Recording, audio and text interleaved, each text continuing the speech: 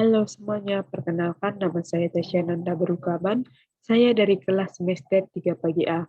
Di sini saya akan mempresentasikan RPP saya, di mana RPP ini merupakan tugas dari mata kuliah pengembangan silabus dan RPP dengan dosen pengampu Ibu Amelia Simanung Khalid, SPD, MPD.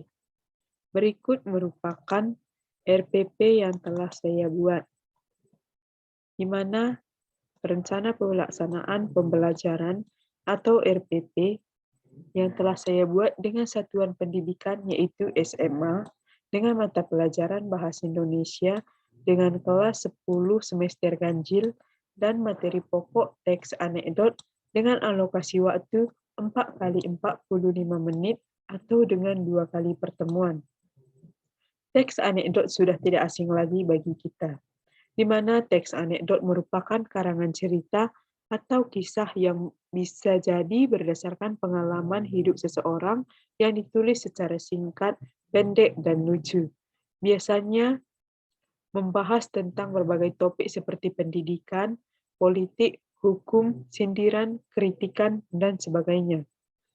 Pada bagian A, kompetensi inti, terdapat 4 kompetensi inti, di mana pada kompetensi inti yang pertama ini kita diajarkan atau peserta didik diajarkan untuk saling menghargai, bersikap adil, hormat, dan bertoleransi terhadap sesama.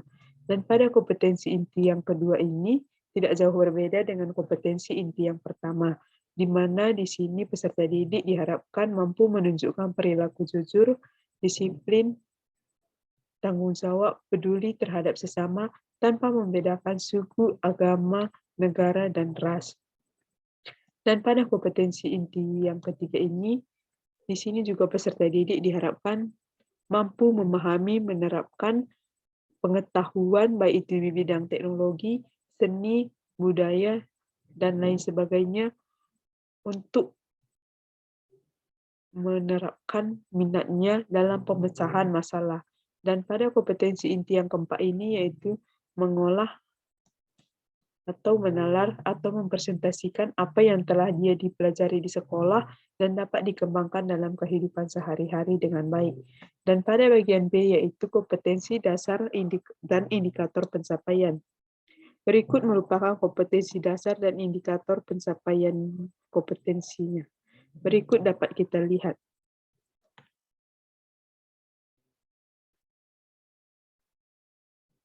Dan pada bagian C yaitu tujuan pembelajaran, di mana setelah mengikuti proses pembelajaran, peserta didik diharapkan mampu 1. Siswa mampu membaca teks anekdot. Dan pada kedua, yaitu siswa mampu mencari unsur-unsur teks anekdot. 3. Yaitu siswa mampu membedah struktur teks anekdot. Dan 4. Siswa mampu membuat dialog berbentuk teks anekdot. Dan pada bagian D yaitu materi pembelajaran, di mana di sini peserta didik diharapkan juga mampu mengetahui materi dari pembelajarannya, yang terdiri dari pengenalan struktur isi teks anekdot, 2. Pengenalan ciri bahasa teks anekdot, 3. Pemahaman isi teks anekdot, 4. Makna kata, istilah, dan ungkapan dalam teks anekdot, dan 5. Pemahaman isi teks anekdot.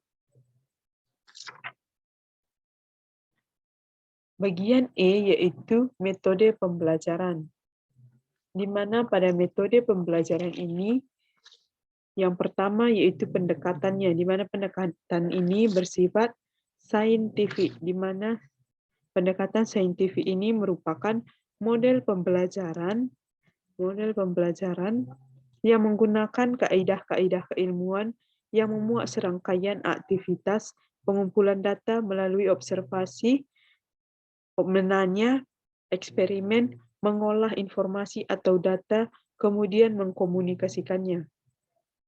Dan kedua yaitu metodenya dapat berupa diskusi, pendapat, tanya jawab, dan penugasan.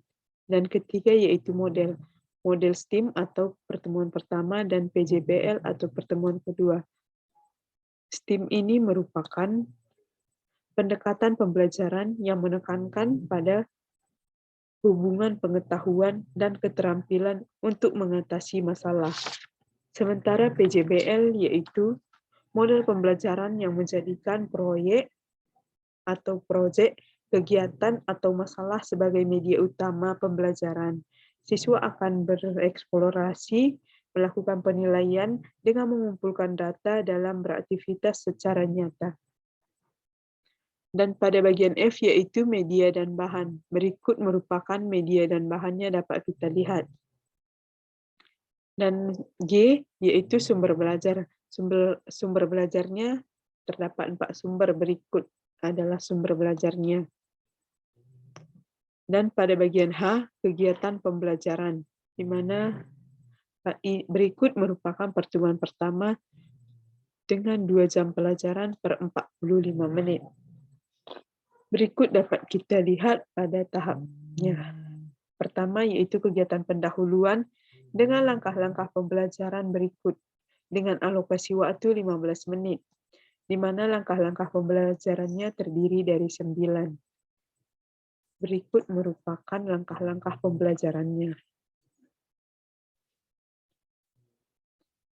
Dan pada bagian kedua yaitu kegiatan inti. Pada bagian kedua ini, langkah-langkah pembelajarannya terdiri dari berikut. Dengan alokasi waktu 60 menit. Berikut adalah langkah-langkah pembelajaran dari kegiatan inti. Dan ketiga yaitu kegiatan penutup. Kegiatan penutupnya, langkah-langkahnya terdiri dari berikut. Dengan alokasi waktu 15 menit. Berikut merupakan langkah-langkahnya dari kegiatan penutup dengan alokasi 15 menit. Dan pertemuan kedua tidak jauh berbeda dengan pertemuan pertama. Dengan pertemuan kedua ini sama juga dengan 2 jam pelajaran per 45 menit. Pada tahap kegiatan pendahuluannya dapat kita lihat langkah-langkah pembelajarannya dengan alokasi waktu 15 menit. Berikut adalah langkah-langkah pembelajarannya yang terdiri dari 9 dengan durasi waktu 15 menit. Setelah itu tahap kegiatan inti dengan alokasi waktu 60 menit. Berikut merupakan langkah-langkah dari kegiatan intinya yang terdiri dari 13 bagian. Dan yang terakhir yaitu kegiatan penutup dengan langkah-langkah pembelajarannya dengan durasi waktu 15 menit dengan langkah-langkah pembelajaran yang terdiri dari 8 langkah-langkah. Berikut merupakan langkah-langkah pembelajarannya dengan durasi waktu 15 menit. Dan pada bagian I selanjutnya yaitu penilaian atau instrumen penilaian terlampir di bawah ini. Dapat kita lihat penilaiannya atau instrumennya. Berikut merupakan sudah terlampir di bawah. Dan yang selanjutnya yaitu remedial dan pengayaan juga sudah terlampir. Berikut remedial dan pengayaannya.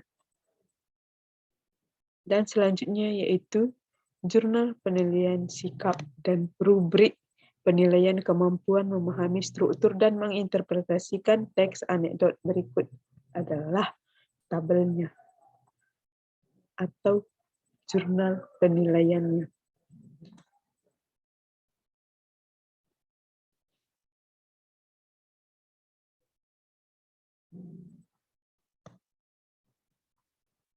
Baiklah, sekian presentasi dari RPP yang telah saya buat.